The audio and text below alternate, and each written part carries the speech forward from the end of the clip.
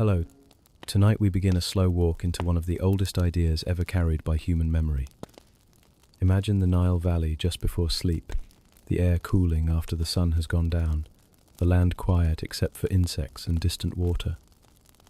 In this calm setting, people thousands of years ago thought carefully about death, not as a sudden end, but as a passage that needed guidance and care.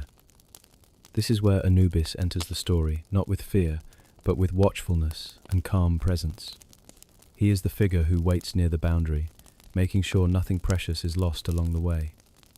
So, before we begin, take a moment to like the video and subscribe if you'd like to hear more stories like this. You can also share where you're listening from and what time it is there, whether it's late at night or early morning. Now dim the lights, soften your surroundings, and let's quietly step into tonight's story. Anubis is one of the most recognizable figures in ancient Egyptian religion. He appears as a black jackal or as a man with a jackal's head, standing upright, calm and attentive. To modern eyes, this can seem unsettling at first, but for ancient Egyptians, his form was deeply practical and reassuring. Anubis was not a god who caused death. He was a god who arrived afterward when care was needed most. His domain was the space between the living and the dead, a space that required protection, order, and respect. The Egyptians did not see death as chaos. They believed it followed rules, much like the flooding of the Nile or the rising of the sun. Anubis belonged to this orderly view of the universe. His role was to guard the dead, preserve their bodies, and guide their spirits safely forward. In this sense, he was closer to a caretaker than a judge. Fear was not his primary tool. Reliability was. One of the most common questions about Anubis is why he looks the way he does. The jackal was not chosen at random. In ancient Egypt, jackals were often seen near cemeteries and desert edges. Graves were usually placed at the boundary between fertile land and desert, and jackals naturally roamed these areas. To the Egyptians, this meant jackals were already guardians of burial places, moving quietly between worlds. By giving their protector god the form of a jackal, they turned a potential threat into a symbol of safety. There is also something important about the jackal's behavior. Jackals are alert, patient, and watchful, especially at night. These qualities matched exactly what was needed of a god who protected the dead from disturbance. Anubis was imagined as always awake, always present, never careless. In a culture that valued stability and continuity, this mattered deeply. Anubis is also among the oldest gods in the Egyptian religious tradition. Archaeological evidence suggests his worship goes back to at least the first dynasty, around 3100 BCE, making him older than many more famous gods who appeared later. This is a mainstream historical fact, often overshadowed by later myths, but it helps explain why Anubis feels foundational. Before elaborate stories of judgment and afterlife kingdoms developed, people simply needed someone to watch over their dead. Anubis filled that role. In these early periods, Anubis was likely the primary god of the dead, not a secondary figure. The dead were placed in shallow graves, wrapped simply, and left with basic goods. Protection was the central concern. Anubis was invoked to guard the body and ensure it remained intact, because the body mattered. The Egyptians believed the soul needed a recognizable physical form to survive. Without protection, survival beyond death was uncertain. His connection to death, then, was never about punishment. It was about preservation. Anubis oversaw embalming, wrapping, and burial, all acts of care rather than fear. In later periods, priests who prepared bodies for burial wore masks shaped like jackal heads, symbolically becoming Anubis for the duration of the ritual. This detail is both solemn and slightly unusual, and one might imagine that standing still for hours in such a mask required patience and a good sense of balance. The color black, often associated with Anubis, also carries a meaning that can be surprising. Black was not primarily a color of mourning in ancient Egypt. It was the color of fertile soil left behind by the Nile after flooding. This soil made life possible. By coloring Anubis black, Egyptians linked him to regeneration and continuity, not darkness or decay. Even here, death was framed as part of a larger cycle. Historians still argue whether Anubis began strictly as a local desert deity, or whether his role as guardian of the dead emerged simultaneously across early Egyptian communities. The evidence comes from fragmented texts and early tomb art, which leaves room for interpretation. What is clear is that his role grew naturally from everyday observations of the landscape and the animals within it.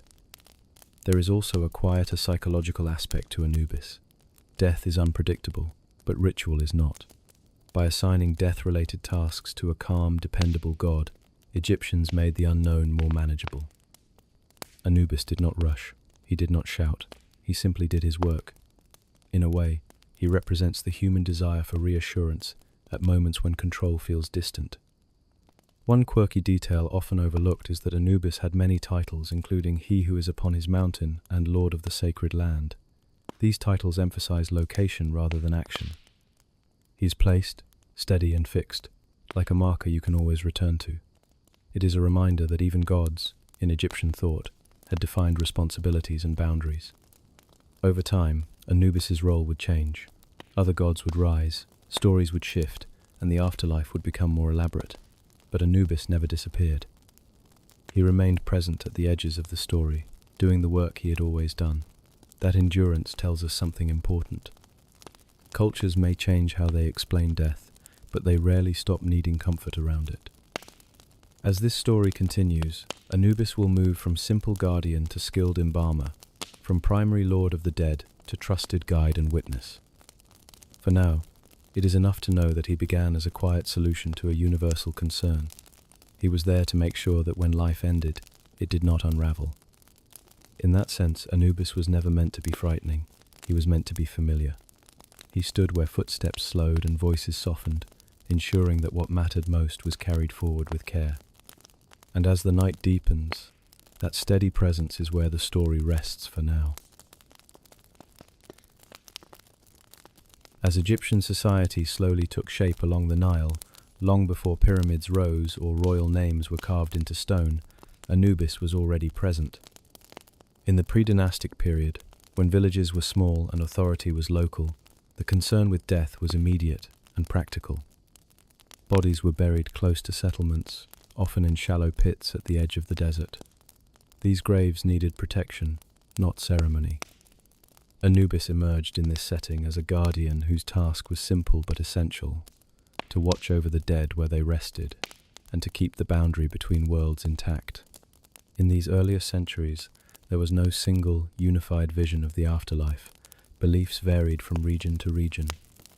Some communities imagined the dead lingering near their graves. Others thought they travelled west with the sun. What united these views was the idea that the dead required care. Anubis fit easily into all of them because he was not tied to a specific destination beyond death. His role ended where protection ended. He was concerned with the transition itself, not the final outcome.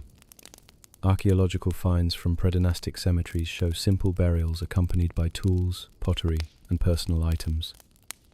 This suggests that even at this early stage, people believed the dead retained some form of identity. The presence of grave goods also made tombs vulnerable to disturbance by animals or other humans. Jackals, already associated with these spaces, became both a threat and a symbol. Anubis transformed that threat into assurance. Instead of fearing the jackal, people placed a divine jackal in charge.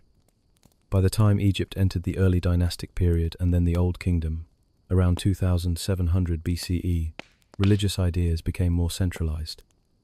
Kingship brought standardization, and burial practices grew more complex. Mastaba tombs replaced simple pits, and the elite began to invest heavily in preserving their bodies. Anubis's role expanded alongside these developments. He became the official protector of cemeteries, and the god overseeing the treatment of the dead. During the Old Kingdom, Anubis was widely regarded as the primary god of the dead. This is a mainstream historical understanding supported by early pyramid texts, where Anubis is named repeatedly as the one who oversees burial and guards the king's remains. Osiris, who would later dominate the afterlife narrative, had not yet taken center stage. In these early texts, Anubis stands alone in his authority over death-related rituals. This position made Anubis especially important to royalty. The king's body was not just a body, it was a vessel of divine order. If it decayed or was damaged, cosmic balance itself was threatened. Anubis was invoked to ensure that the king's transition into the afterlife occurred smoothly and correctly. The language used in early funerary texts emphasizes his hands-on role, guiding, wrapping, and protecting. One striking feature of Anubis's early worship is how little dramatic storytelling surrounds him at this stage. There are no long myths of conflict or betrayal attached to his name in the Old Kingdom. Instead, he appears in lists, titles, and ritual instructions. This quiet presence suggests that he was understood less as a character and more as a function. He did not need explanation. His purpose was self-evident. Historians still argue whether Anubis originated as a single deity who spread across Egypt or as several local jackal gods who were later merged into one. The evidence points in both directions. Some regions show early devotion to jackal figures with slightly different names, while others seem to adopt Anubis fully formed. What matters is that by the Old Kingdom, these variations had settled into a shared understanding. Anubis was the guardian of the dead. The geography of Egypt shaped this role strongly. Cemeteries were placed on the west bank of the Nile, where the sun set each day. This western horizon became associated with death, and the desert beyond was seen as both dangerous and sacred. Anubis belonged to this edge. He was often called "he who is upon his mountain," a reference to the desert plateau overlooking burial grounds. From there, he could see everything. Protection was not only physical. There was also concern about spiritual threats. The Egyptians believed that improper burial could leave a person restless or vulnerable. Anubis's presence ensured that rituals were performed correctly, words spoken accurately, and gestures made in the proper order. Mistakes mattered. Order, known as mart, had to be maintained even in death. A quirky detail from this period involves the way priests interacted with Anubis's image. In some burial rituals, a statue or symbol of Anubis was positioned near the tomb entrance, facing outward. This was meant to deter intruders, both human and spiritual. The idea that a statue could watch was taken seriously. One could say this was an early form of symbolic security, long before locks or guards. As burial practices evolved, so did the tools associated with Anubis. Knives, oils, linens, and resins became part of the embalming process. Each step was performed under his authority. Over time, embalming itself became sacred, and those who practiced it formed a respected professional class. Their work was slow and careful, matching the temperament attributed to Anubis himself. Despite his importance, Anubis remained approachable. Unlike gods associated with storms or royal power, he was not distant. Ordinary people invoked him for protection of family graves, not just royal tombs. Small amulets bearing his image have been found in non-elite burials, suggesting widespread personal devotion. This tells us that Anubis was trusted across social boundaries. There is also evidence that Anubis was connected to justice in an early, informal sense. Protecting a tomb was an ethical act. Grave robbery was not just theft, it was a violation of cosmic order. By placing Anubis as guardian, society reinforced the idea that respecting the dead was a moral duty. This laid groundwork for later concepts of judgment in the afterlife. As the Old Kingdom progressed, religious thought became more layered. Osiris began to rise in prominence as a god associated with rebirth and kingship beyond death. Rather than being replaced, Anubis adapted. He gradually shifted from ruler of the dead to caretaker and guide. This transition was smooth, not abrupt, which suggests that Egyptians valued continuity over contradiction. One light moment in this otherwise serious history comes from later reflections on Old Kingdom practices. Some ancient writers joke that Anubis must have been very busy, given how many tombs he was expected to guard at once. While said in jest, the remark highlights how central his role had become in the cultural imagination. By the end of the Old Kingdom, Anubis was firmly established as the first guardian of the dead, a role that would define him forever. Even as myths grew more complex, his original function remained visible beneath the layers. He was the one who stood watch when others turned away. This section of his story shows Anubis not as a dramatic figure, but as a dependable one. In a world where life was fragile and the environment unpredictable, dependability mattered more than spectacle. Anubis offered that steadiness. He was there before grand temples and long texts, rooted in the simple human need to protect those who had passed on. As belief systems matured, Anubis would continue to serve, adjusting without losing his core purpose. The guardian at the edge would remain, even as the path beyond the edge became more clearly defined. And with that quiet endurance, the story moves forward, carrying with it the memory of Anubis's earliest watch. As Anubis became more firmly established in Egyptian belief, his appearance settled into a form that would remain remarkably consistent for thousands of years. This consistency mattered. In a culture that valued continuity, a god who looked the same generation after generation inspired trust. When Egyptians saw the image of Anubis, they did not need explanation. His shape already told his story. Anubis appears in two main forms. In one, he is shown as a full jackal, lying down with his forepaws extended, alert but calm. In the other, more common form, he stands as a human figure with the head of a jackal. Both versions communicate the same idea, intelligence joined with watchfulness. The human body signals reason and ritual skill, while the jackal head keeps him connected to the desert margins where burials took place. The jackal's features are not exaggerated. The ears are upright, listening. The snout is long, suggesting keen awareness rather than aggression. His posture is usually composed, never lunging or crouched to attack. Even when standing beside scenes of death or judgment, Anubis appears steady and unhurried. This visual calm reinforced his role as a protector, not a threat. One of the most striking aspects of Anubis's appearance is his color. He is almost always shown in black, even though real jackals are brown or tawny. This choice was intentional and layered with meaning. Black, to the ancient Egyptians, was the color of the rich silt deposited by the Nile after flooding. This soil made agriculture possible and symbolized renewal. By coloring Anubis black, artists linked him directly to regeneration and continuity. Black also matched the appearance of a preserved body after embalming. Resins and oils darkened the skin, giving mummies a deep tone. Anubis's color visually aligned him with the successful completion of burial rituals. He looked like the process he oversaw. This connection quietly reassured viewers that death, handled properly, led to stability rather than loss. There is also a practical artistic reason for the black coloring. Black pigment was durable and visible against lighter backgrounds in tomb art, but even practical choices in Egypt rarely stood alone.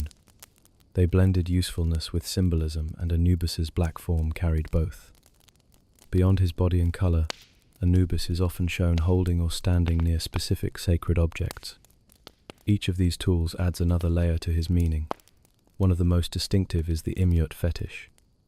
This object appears as a headless animal skin tied to a pole. Its exact origin is debated, but it is closely associated with embalming rituals and purification.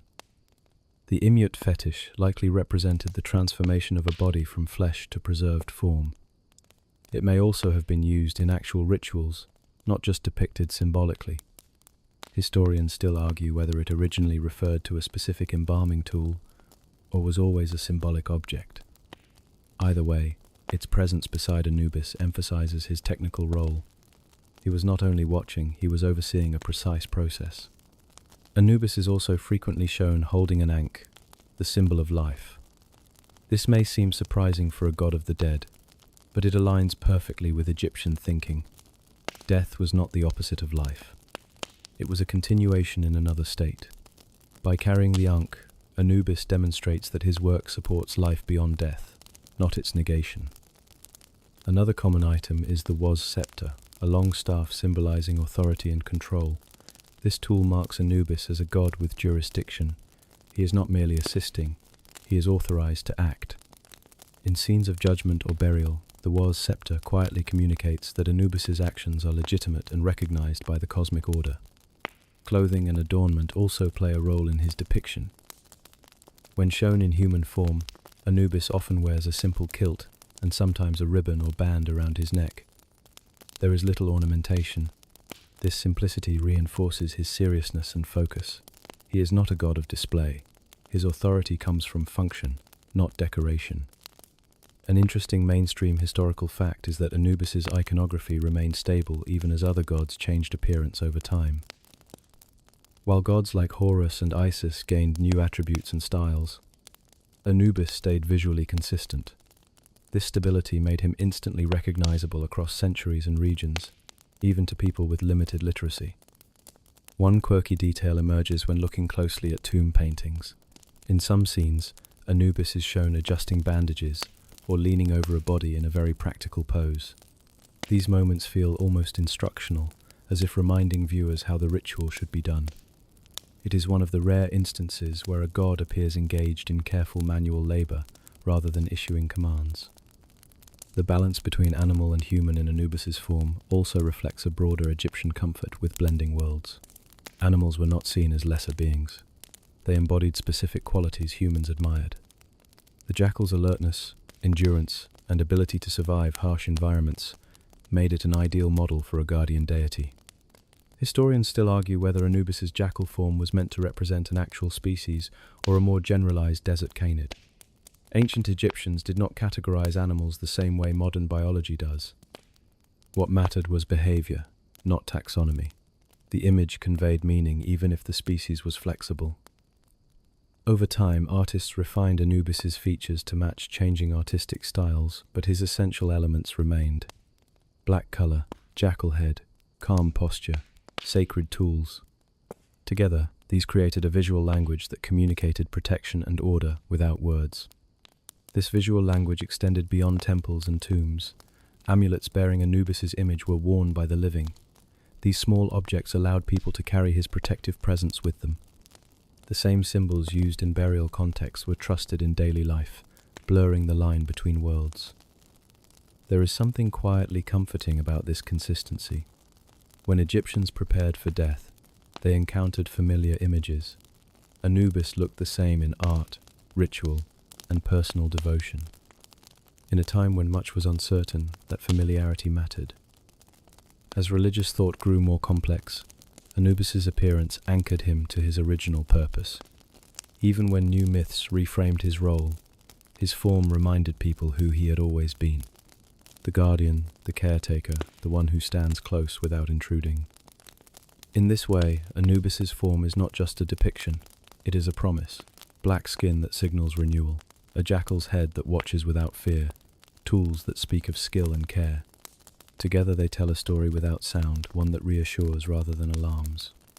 As the story moves forward, these images will remain constant companions. They will appear again beside Osiris, beside Isis, beside the scales of judgment. And each time, they will quietly repeat the same message. The passage from life to what follows is watched over. It is handled carefully. Nothing essential is left unattended. As Egyptian religion matured, stories began to form around Anubis that went beyond his duties and appearance. People wanted to know not only what he did, but where he came from and how he fit into the growing divine family. These questions did not produce one fixed answer. Instead, they led to several overlapping traditions, each reflecting the priorities of its time. Anubis's parentage changed as religious thought evolved, and these changes reveal how flexible and adaptive Egyptian mythology could be. In the earliest periods, Anubis seems to stand largely alone. There is little emphasis on his birth or family ties. This fits with his role as an ancient guardian figure, present before complex genealogies became important. Early gods often functioned without parents or children. Their authority came from their role, not their lineage. Anubis, as protector of the dead, did not initially need a family to explain his power. As dynastic religion developed, however, gods increasingly became part of structured divine households. Family relationships helped explain how different aspects of the universe worked together. In this context, Anubis was gradually given parents. One early tradition describes him as the son of Ra, the sun god. This connection linked Anubis to cosmic order itself. As the son of Ra, he became an extension of the sun's daily cycle, guiding souls just as the sun guided time. This version of Anubis's origin emphasizes authority and legitimacy. Ra was the ultimate source of power in many theological systems. By placing Anubis within Ra's lineage, priests reinforced the idea that burial rites and care for the dead were not secondary concerns, but essential parts of maintaining universal balance. Later, another tradition emerged that would become far more influential. In this version, Anubis is the son of Osiris and Nephthys. The story unfolds quietly and without drama at first. Nephthys, who is married to Seth, disguises herself as Isis and conceives a child with Osiris. Realizing the danger her child might face, she abandons the infant. Isis later discovers and raises him, becoming a maternal figure in his life. This narrative placed Anubis directly within the most important mythological cycle of ancient Egypt, the story of Osiris. It also gave him a more personal background. He was no longer just a functionary of death. He was a child born into secrecy, loss, and protection. This background suited his later role as caretaker and guide. A mainstream historical fact is that this Osirian version of Anubis's birth became dominant during the Middle Kingdom, when Osiris rose to prominence as lord of the afterlife. As Osiris's cult expanded, other gods were reorganized around him. Anubis's role was not diminished, but reframed. He became the devoted son who helped restore his father after death. This family relationship also helped explain Anubis's loyalty and discretion. In myths, he does not seek the throne of the dead for himself. Instead, he supports Osiris's rule. This quiet support reflects the values Egyptians admired: duty, restraint, and respect for order. The relationship between Anubis and Isis is especially telling. Though not his biological mother in this version, Isis raises him and trusts him completely. When Osiris is killed, it is Anubis who assists Isis in recovering and preserving the body. Their cooperation feels natural, rooted in shared responsibility rather than conflict. Nephthys, Anubis's mother in this tradition, is often portrayed as a protective but distant figure. Her association with mourning and liminal spaces mirrors Anubis's own role at boundaries. Together they form a quieter side of the divine family, focused not on power struggles but on care. Historians still argue whether this family narrative was created primarily for theological harmony or for political reasons, such as unifying regional cults. By linking Anubis to Osiris, priests could integrate older burial traditions into a newer, more popular religious framework. This allowed continuity without rejection of the past. There are also less common versions of Anubis's parentage. In some local traditions, he is described as the son of Seth, the god of chaos. This may seem contradictory, but it reflects regional variation rather than error. Seth was associated with deserts and borders, spaces Anubis knew well. In these versions, Anubis embodies the idea that order can emerge from dangerous places. A quirky detail appears in later texts that describe Anubis as having many brothers and sisters, depending on the version being told. This fluidity suggests that divine family trees were not fixed records, but storytelling tools. Egyptians were comfortable with multiple truths existing at once. What matters most is not which version is correct, but why these versions existed. As Egyptian society changed, so did its religious needs. Early communities needed a guardian. Later societies needed a structured cosmos with clear relationships. Anubis adapted without losing his core identity. Despite shifting parentage, Anubis's personality remains consistent across myths. He is reliable, reserved, and focused on his responsibilities. He does not rebel against his family, nor does he seek dominance. His power lies in competence rather than ambition. This consistency may explain why Anubis remained beloved even as other gods rose and fell in popularity. People could trust him. Whether son of Ra or son of Osiris, his role did not change dramatically. He continued to do the work others relied on. In Bedtime reflection, there is something soothing about this. Anubis's story reminds listeners that identity can evolve without losing purpose. Families change, roles shift, but essential duties remain. As the mythological landscape grew more complex, Anubis stood quietly within it, connected but not entangled. His family ties added depth, but they never overwhelmed his function. He remained the guardian who arrived when care was needed most. With his place in the divine family now set, Anubis was ready to step fully into the central drama of Egyptian mythology. The story of Osiris would soon define the afterlife itself, and Anubis would be there, steady as always, doing what he had always done. As the story of Egyptian belief deepened, it gathered itself around one central narrative, the myth of Osiris. This story explained not only death, but renewal, justice, and kingship beyond the grave. Within it, Anubis did not stand at the center. Yet, his presence was essential. He was the one who made the story workable, who turned loss into continuity through careful action rather than dramatic power. Osiris was a divine ruler who brought order, agriculture, and law to the world. His reign was calm and prosperous, which already sets the tone of the myth. When his brother Seth grows jealous and murders him, the disruption is not just personal but cosmic. Osiris's body is scattered, and with it, the stability he represented. Isis, his wife, begins a long search to recover what was lost. It is at this point that Anubis enters the narrative in a decisive way. In most versions of the myth, Isis is joined by Nephthys and Anubis as she locates the body of Osiris. While Isis brings magical knowledge and determination, Anubis brings practical skill. He understands what must be done to preserve the body so that Osiris can exist again in a new state. The restoration of Osiris is not portrayed as a resurrection in the sense of returning to ordinary life. Instead, it is a transformation. Osiris becomes ruler of the afterlife, a king beyond death. For this to happen, his body must be prepared with precision. Anubis takes responsibility for this task. This moment is described in later texts as the first act of mummification.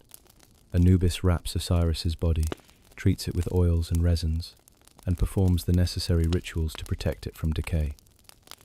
In doing so, he establishes the model that humans will later follow. Every successful burial afterward traces its origins back to this mythic act. A mainstream historical fact supports the importance of this narrative. By the Middle Kingdom, funerary texts explicitly refer to Anubis as "he who embalmed Osiris." This title appears repeatedly, reinforcing the idea that all embalming practices were grounded in this original divine example. Human embalmers were not inventing a technique. They were reenacting a sacred precedent. The invention of mummification within the myth serves several purposes. It explains why preserving the body matters, how the practice began, and why Anubis is trusted with it. More importantly, it frames care for the dead as an act of loyalty and love, not fear. Anubis does not embalm Osiris to control him, but to restore dignity and order. Once Osiris is transformed and takes his place as Lord of the Afterlife, Anubis's role changes. He steps back from being the primary ruler of the dead and becomes a guide and guardian within Osiris's domain. This shift is significant. It shows a willingness to adapt rather than compete. Anubis does not resist Osiris's new authority. He supports it. This change mirrors broader developments in Egyptian religion. As beliefs about the afterlife became more elaborate, there was room for specialization. Osiris became the judge and king, while Anubis became the expert caretaker and guide. The system worked because each role was clear. In funerary texts, Anubis is often shown leading the deceased into the presence of Osiris. This imagery is calm and orderly. The deceased is not dragged or pushed, but escorted. Anubis's hand is steady, his posture composed. He knows the path. Historians still argue whether this myth reflects a deliberate theological reorganization or a gradual blending of older traditions. Some scholars see Anubis's shift as evidence of Osiris's cult absorbing earlier burial beliefs. Others suggest that Anubis's continued prominence indicates that his role was too essential to be displaced. The truth likely lies somewhere between. One quieter aspect of the myth involves Anubis's emotional restraint. While Isis mourns openly and Seth rages, Anubis remains focused. He does not express grief in dramatic ways.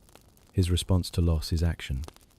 This made him a powerful model for how Egyptians believed one should face death, with care, patience, and respect. A quirky detail from later retellings mentions that Anubis invented not only embalming, but also the specific bandaging patterns used on mummies. While this is symbolic rather than technical, It shows how deeply he was associated with every step of the process. Nothing about burial was outside his influence. The relationship between Anubis and Osiris after the transformation is cooperative. Anubis becomes the one who ensures that souls arrive properly prepared. Osiris receives them and governs their fate. This division of labor reflects Egyptian administrative ideals, where order depended on each official performing their role correctly. In art, this partnership is shown clearly. Anubis stands near the scales of judgment or beside the embalming table, while Osiris sits enthroned. Their positions do not suggest rivalry, they suggest trust. Anubis does not look toward Osiris for approval. He already has it.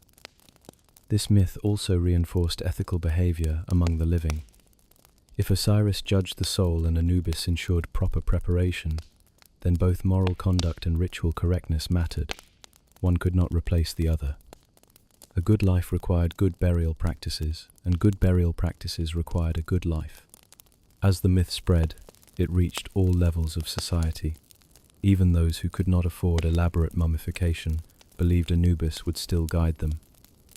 Simpler burials were framed as modest reenactments of Osiris's restoration. The myth made room for everyone. There is a subtle comfort in this narrative. Osiris's death is violent and unjust, yet the response is measured and constructive. Anubis does not seek revenge, he seeks restoration. This focus on repair, rather than punishment, shaped Egyptian attitudes toward death for centuries. Over time, Anubis's association with mummification became so strong that he was sometimes depicted overseeing embalmers directly. Priests wearing jackal masks symbolized his presence, reinforcing the idea that he was actively involved in every burial. This was not metaphorical to ancient Egyptians. Ritual presence was real presence. The myth also helped explain why mummification was necessary at all. Without Anubis's intervention, Osiris could not have become what he became. Preservation enabled transformation. This principle extended to human burials. Proper care allowed the deceased to move forward. As the story closes, Anubis settles into his supporting but vital role. He is no longer the ruler of the dead, but he is indispensable to the system that governs them.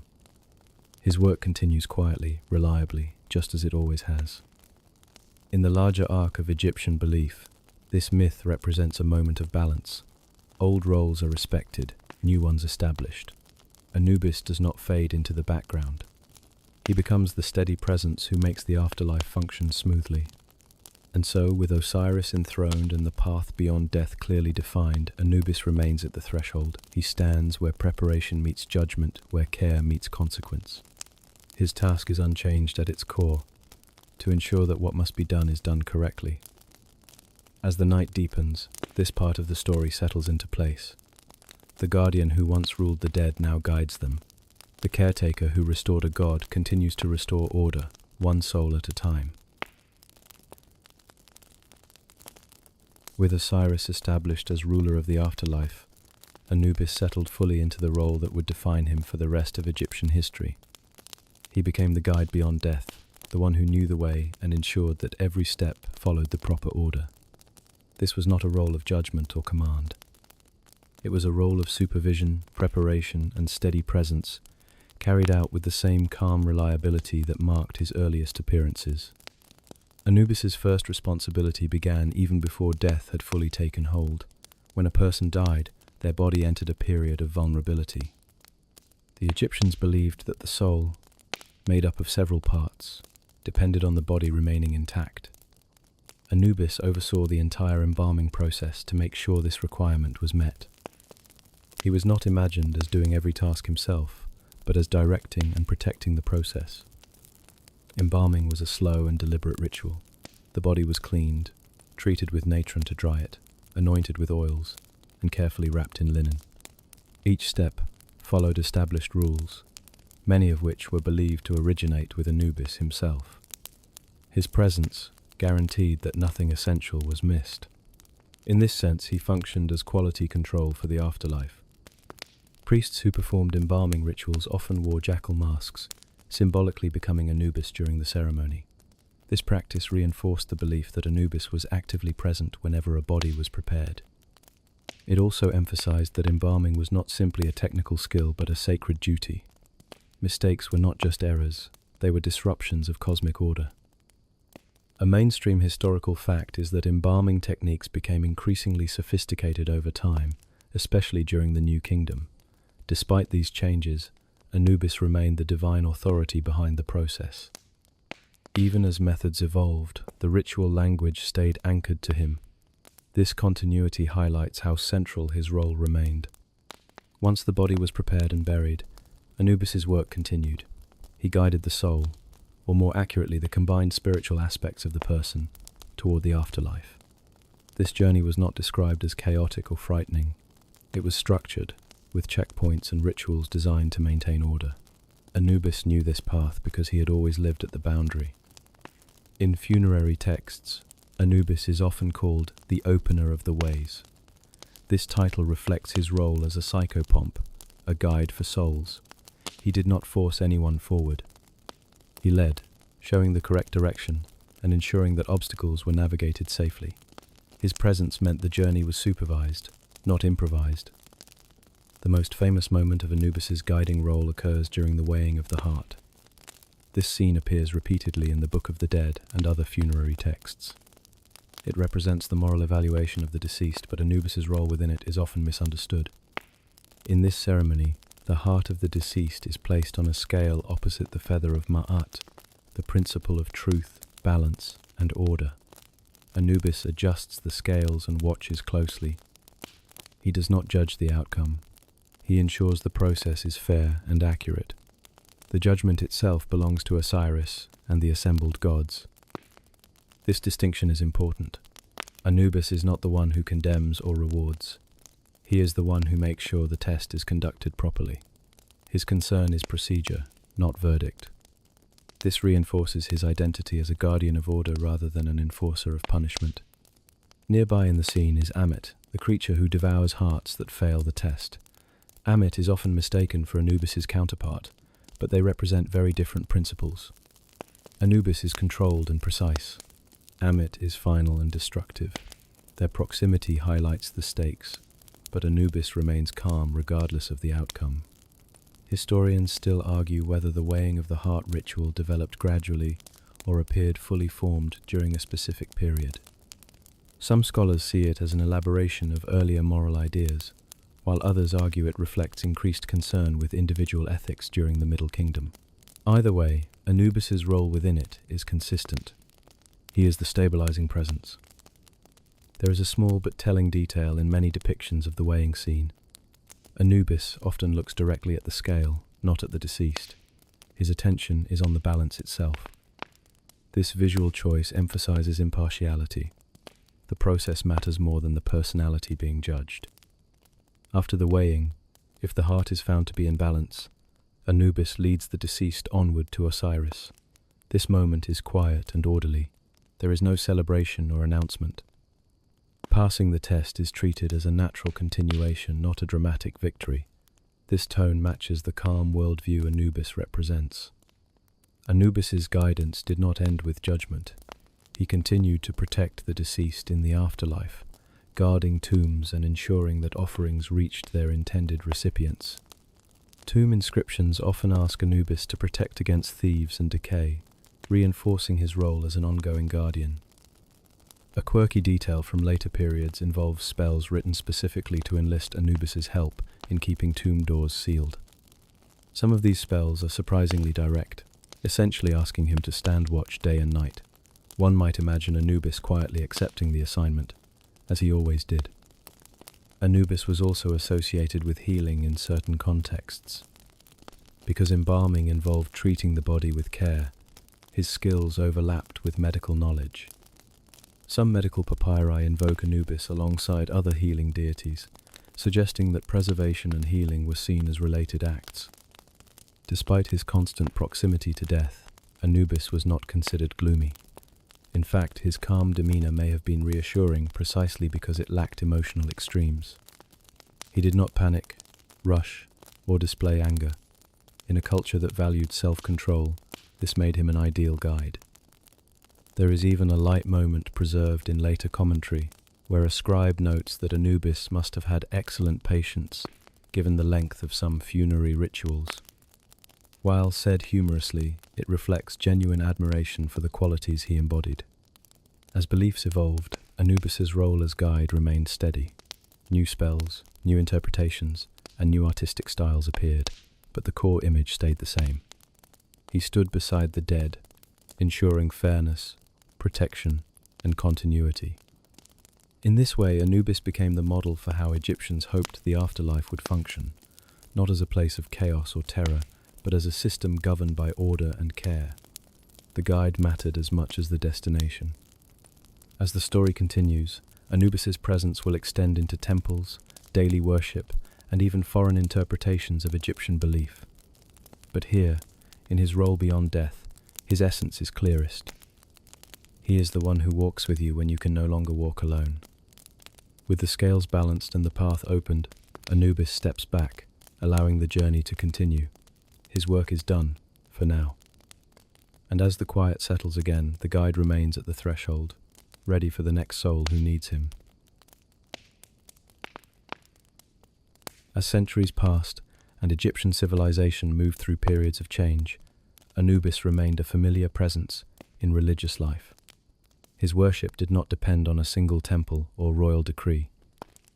Instead, it adapted quietly, shaped by daily ritual, local tradition, and evolving theology. This flexibility allowed Anubis to remain relevant from Egypt's earliest dynasties through foreign rule and into the Greco-Roman world. One of the most important centers of Anubis's worship was the city known to the Greeks as Sinopolis, meaning City of the Dog, located in Upper Egypt. This city became closely associated with Anubis because of his jackal form. Here, dogs and jackals were treated with special respect, sometimes even mummified and buried in dedicated cemeteries. These practices were not acts of animal worship in a simple sense, but expressions of reverence for the god they symbolized. Temples dedicated to Anubis existed throughout Egypt, though many were modest compared to the grand complexes of gods like Amun or Osiris. This modesty reflects Anubis's role. He was present where care was needed, not where spectacle was required. His shrines often stood near cemeteries or desert edges, reinforcing his association with boundaries and transitions. Priests of Anubis held a distinctive position in Egyptian society. They were responsible for overseeing funerary rituals, including embalming and burial. Because these rituals were essential for ensuring a successful afterlife, the priest's work was treated with respect and seriousness. They were trained not only in religious recitations, but also in practical skills involving anatomy, preservation, and ritual timing. A mainstream historical fact is that embalming priests often belonged to specialized guilds, with knowledge passed down through generations. Anubis was considered their patron deity. This professional association helped formalize funerary practices and ensured consistency across regions. Even as techniques changed, the rituals remained anchored to Anubis's authority. One of the most striking aspects of Anubis's worship was the use of masks. During certain rituals, priests wore jackal-headed masks to represent Anubis himself. This was not theatrical performance in the modern sense. It was a symbolic transformation. The priest did not act as Anubis. He became Anubis for the duration of the ritual. This belief gave the ceremony added weight and seriousness. Funerary rituals associated with Anubis followed a careful sequence. Spells were spoken, gestures repeated, and offerings presented in precise order. These actions were believed to mirror the original acts Anubis performed for Osiris. By repeating them, worshippers participated in a sacred pattern that connected past, present, and future. Anubis was not worshipped only at moments of death. He was also invoked in daily life, especially by those whose work brought them close to burial grounds. Tomb builders, guards, and even travelers crossing desert routes sought his protection. Small household shrines and amulets allowed people to call on Anubis beyond formal temple settings. Historians still argue how centralized Anubis's cult ever truly was. Unlike some gods whose worship was closely tied to state power, Anubis seems to have remained partly local and personal. This may explain his resilience.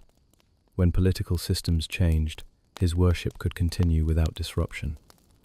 During the Middle and New Kingdoms, As Osiris's cult expanded, Anubis's role became more specialized but no less important. He appeared alongside Osiris in funerary texts and temple reliefs, reinforcing their partnership. While Osiris ruled the afterlife, Anubis managed its processes. This division allowed both cults to thrive together. A quirky detail from this period involves votive offerings shaped like small jackals. These figures were left at shrines as requests for protection or gratitude for safe passage. Some were finely carved, others quite simple. Their variety suggests participation from all levels of society, from officials to laborers. When Egypt came under Greek and later Roman rule, its religious landscape changed dramatically. New gods arrived, and old ones were reinterpreted. Anubis adapted once again. Greek thinkers identified him with Hermes, the messenger god, who also guided souls. This blending produced a new figure known as Hermanubis. Hermanubis combined the guiding functions of both gods. He was depicted with human form, sometimes holding a caduceus, while retaining Anubis's association with the afterlife. This syncretism allowed Anubis to remain intelligible to Greek and Roman worshippers without losing his core identity.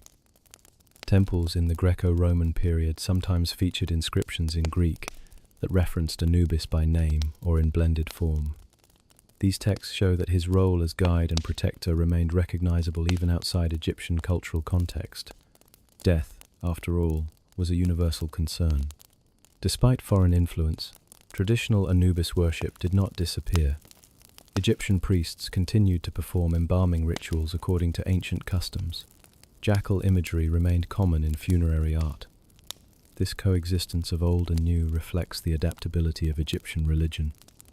One light observation recorded by later writers notes that Romans were puzzled by the reverence Egyptians showed toward animal-headed gods. Yet even these observers acknowledged the seriousness with which Anubis's rituals were conducted. Respect crossed cultural boundaries, even when understanding did not. As Christianity spread, traditional Egyptian worship gradually declined. Temples closed, rituals faded, and Anubis retreated from daily religious practice. Yet his image did not vanish entirely. It survived in art, literature, and memory, carried forward by fascination rather than devotion.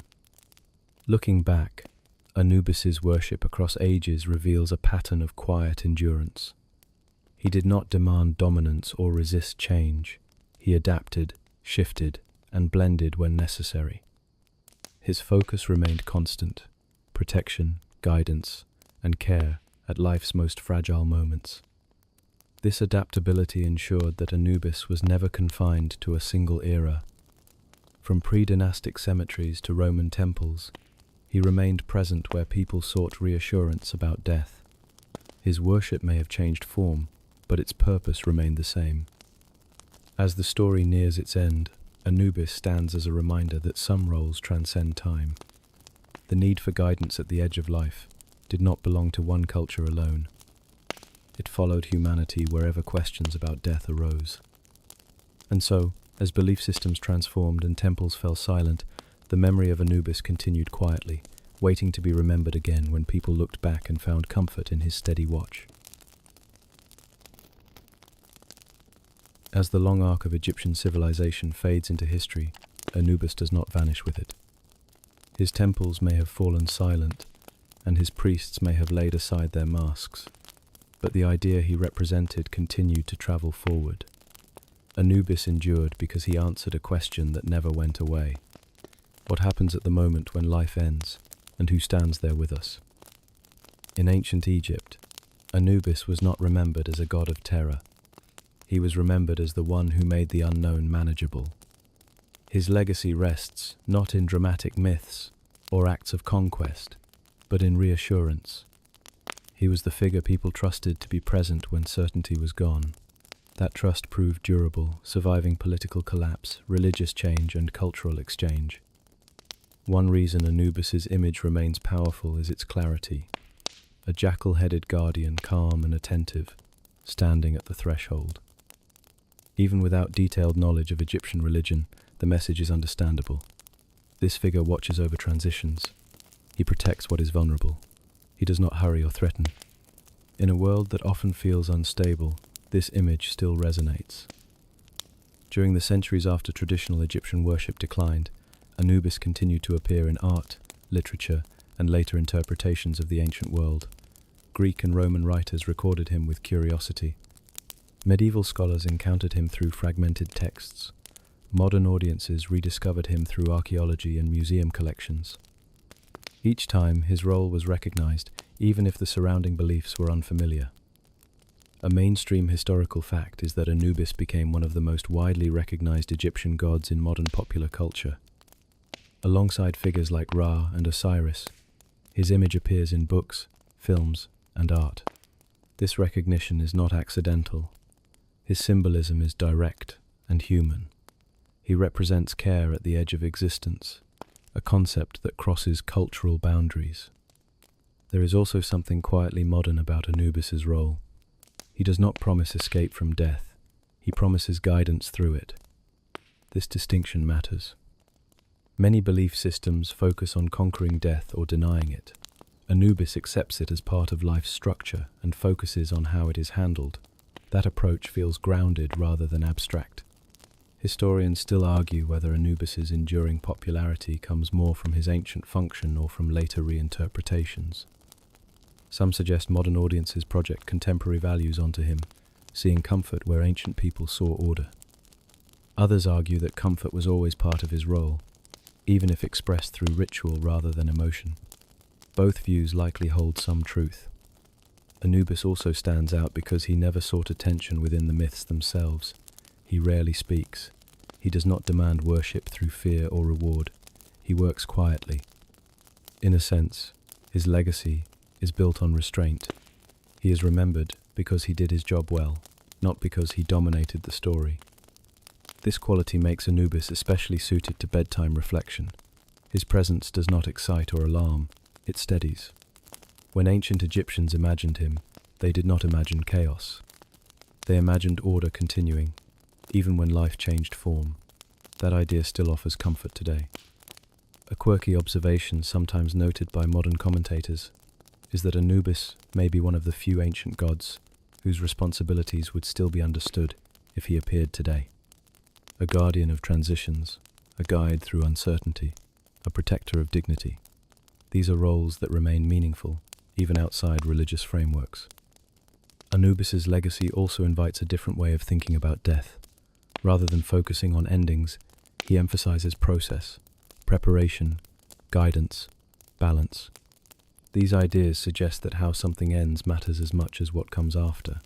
This perspective shaped Egyptian burial practices, but it also carries a broader lesson. In museums, Anubis statues often draw quiet attention. Visitors linger. There is something about the posture, the stillness, the watchful ears. Even surrounded by glass and labels, the figure communicates without explanation. It does not demand belief, it simply presents itself. The modern fascination with Anubis is not about reviving ancient worship. It is about recognizing a symbol that speaks across time. In stories, art, and reflection, Anubis continues to appear when people explore themes of death, memory, and care. He has become a shorthand for respectful passage, rather than fear. As the story of Anubis comes to a close, it circles back to where it began. Not with drama, but with presence. From predynastic graves to the scales of judgment, from temple rituals to quiet remembrance, Anubis remained consistent. He watched, he guided, he protected. There is a calm lesson in that consistency. Change does not require erasure. New ideas do not have to destroy old ones. Anubis adapted without losing himself. His form, meaning, and purpose shifted gently as needed, while his core remained intact. For ancient Egyptians, this meant reassurance that someone reliable stood at the boundary between worlds. For modern listeners, it offers a reminder that human concerns about death have always included care, dignity, and hope. Anubis embodies those concerns without embellishment. As night settles and thoughts slow, the image of Anubis remains simple and steady. A guardian at the threshold, not demanding attention, not promising miracles, just present, doing the work that needs to be done. And with that quiet image, the story rests.